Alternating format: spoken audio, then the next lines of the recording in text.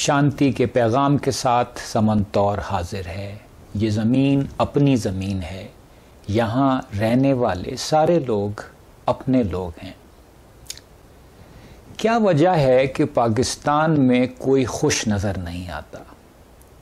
بلوچوں کا کہنا ہے کہ انہیں مارا جا رہا ہے، سندھیوں کا بھی یہی کہنا ہے کہ ان پہ بہت ظلم ہو رہا ہے، سرائیکی بھی اسی طرح کا احتجاج کرتے نظر آتے ہیں. ادھر پشتون تحفظ موومنٹ چل رہی ہے، ان کا کہنا ہے کہ ہمیں مارا جا رہا ہے، ہمارے لوگوں کو اغوا کیا جا رہا ہے. مہاجر کہہ رہے ہیں کہ ہمیں پاکستان بنانے کی سزا مستقل مل رہی ہے. اور پھر شیعہ رو رہے ہیں کہ ہمارا قتل عام ہو رہا ہے. اور گاہے بگاہے سنی جماعتوں کی طرف سے بھی اس قسم کا احتجاج سنائی دیتا ہے. اور مذہبی اقلیتیں تو بہت پہلے شور مچا کر رو پیٹ کر ایک طرف خاموش ہو کر بیٹھ گئی ہیں.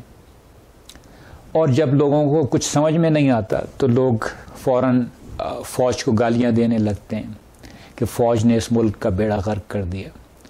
اور اگر آپ فوجی حلقوں کی بات سنیں تو وہ کہتے ہیں کہ سیاستدان ملک کو بیچ کر کھا گئے، اور جتنے بھی تعمیری کام ہوئے ہیں وہ تو اصل میں فوجی حکومتوں میں ہوئے ہیں. تو ایسا کیوں ہے؟ ایسا کیوں ہے کہ پاکستان میں کوئی خوش نظر نہیں آتا؟ اس کی وجہ یہ ہے کہ پاکستان میں زیادہ تر لوگ باتیں بناتے ہیں، بہت کم لوگ تعمیری کام کرتے ہیں. مستقل احتجاج ہو رہا ہے، نامنظور کے نعرے لگ رہے ہیں. اور بہت ہوا تو کہہ دیا کہ ہم دیکھیں گے، لازم ہے کہ ہم بھی دیکھیں گے. ارے دیکھنے سے کیا ہوگا؟ یعنی دیکھیں گے کا مطلب یہ ہے کہ ہم آرام سے بیٹھ کر دیکھیں گے اور دوسرے لوگ کام کریں. بند کریں یہ رونا پیٹنا. دنیا میں جتنے بھی لوگ یا انسانی گروہ کامیاب ہیں وہ صرف اس وجہ سے کامیاب ہیں کیونکہ وہ کام کرتے ہیں. جس دن آپ نے کوئی تعمیری کام نہیں کیا وہ دن آپ نے ضائع کیا. جس دن آپ نے کوئی بیج نہیں بویا، کوئی درخت نہیں لگایا، اپنے ہاتھوں سے کچھ بنایا نہیں، کچھ لکھا نہیں، وہ دن آپ نے ضائع کیا.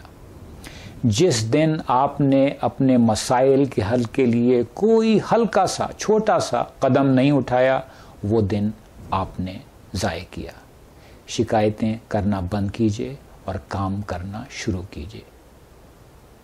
اور آخر میں کوئی بھی شخص جو ہر روز عنقریب آنے والی اپنی موت کے بارے میں سوچتا ہے کسی بھی دوسرے شخص سے نفرت نہیں کر سکتا.